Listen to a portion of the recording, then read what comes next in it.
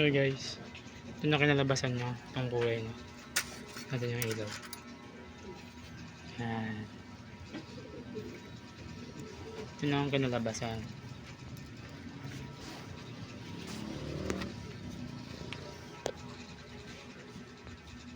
Basa pa kaya medyo brown siya na may pagka coffee. Ayan ang kulay ng ano. Ayan. Smoky ash gray ang ano.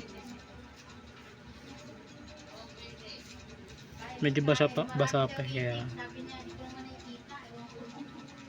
medyo okay naman.